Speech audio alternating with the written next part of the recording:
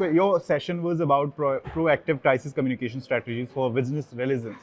So, can you please tell us about the key takeaways from the session? So first of all, I would like to thank Team BW for such an invigorating session, and it was really nice to be amongst industry peers and discuss the topic which is actually at the heart of everything that all communication professionals do, which is crisis. So I think it was really nice to be here and discuss the challenge we all face. I mean, crises are inevitable. None of us can take it away. Whichever sector we go to, whichever company we work with, I think crisis and PR professionals go hand in hand. And I think something that came out very interestingly from today's session is that crisis can, come from anywhere. No company is inert to crisis. How much you plan for it, there's no way that you can avert crisis completely. I think, and when you prepare for it, you have to look at all your stakeholders.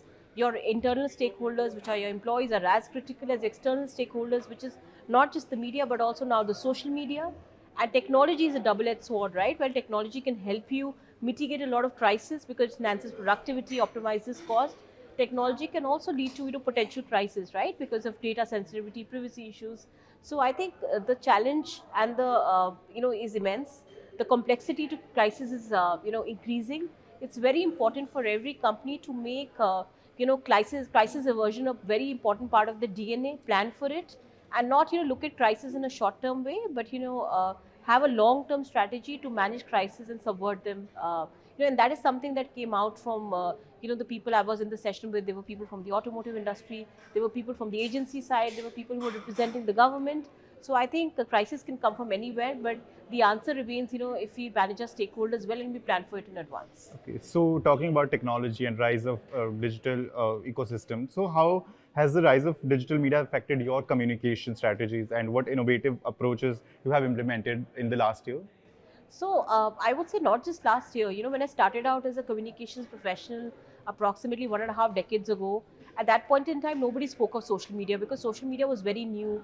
We just had Orkut and a little bit of Facebook. Nobody saw those as channels of protecting or enhancing your corporate reputation. But now, if you look today, the scenario has completely changed. With the proliferation of social media, with the coming in of Instagram, influencers, Twitter, which was basically, you can say, news moved the fastest on Twitter than anywhere else. And now, LinkedIn as well becoming a platform for, people using it for personal branding and for corporate reputation, employer branding. I think the scenarios have changed. And I think there's been a massive transition in how communication strategies are devised. If I specifically talk about Mars Petcare, I think we look at every campaign and every strategy from a holistic 360-degree perspective.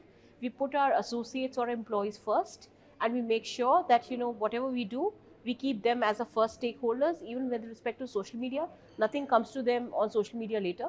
We always kind of ensure that they know they're the first custodians of the company, so they know it about it first.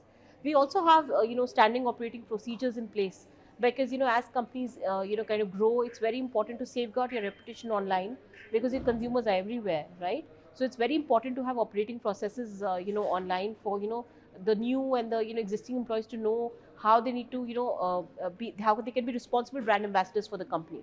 So I think that is something that companies like us are very mindful about these days. So as India is moving on the path of growth, as a lot of economists are saying, so what are the trends that you foresee in the PR and Corpcom in the sector?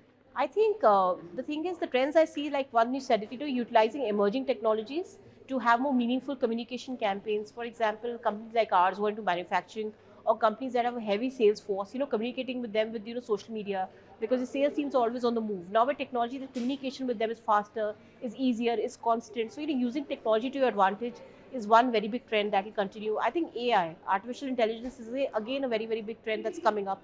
Again, it's a double-edged sword because while it can be massively improve your productivity and bring in efficiency, there's always that whole thing of protecting protecting someone's proprietary data, and ensuring there are no leakages, etc. So and also that human connect that kind of starts to get erased if you bring in too much of AI, etc., etc.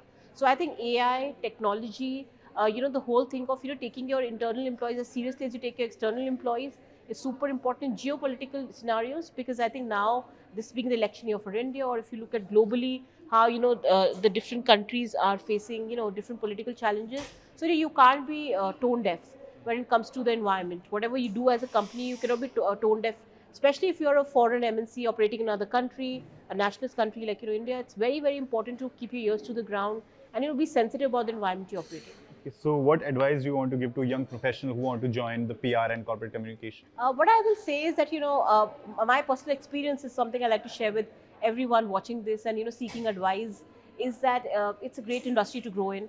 The time I joined, there were a handful of people in the industry, and they were you could count them into hundreds, and there were a handful of agencies and handful of positions. But today, if you look at it, this is the industry which is growing faster than any other industry. It is, I would say, equally or more important than marketing. Today, there are brands who don't do marketing, but they definitely invest in corporate communications and public relations. So it's a massive, massive industry. There are courses that you can take into it, and I think it's always good to come to the industry with some practical knowledge, whether it is of the media industry or the communication industry. Apprise yourself of what's happening in the news, domain. Do internships. Like we did a couple of internships, with print and electronic organizations. Today, there's so many organizations online. So get acquainted with how it works. Understand who's your target audience. Spend some time understanding different kind of brands, because I think PR and communications is broadly brand agnostic. So expose yourself, to the maximum that you can before you kind of decide your expertise. And now even for expertise, there are various fields within Corpcom. So there's policy communications, there is online PR, there is internal newsrooms. So there are various careers people can build even within corporate communications. Okay, thank you so much for your time. Thank you. Thank you. Thanks.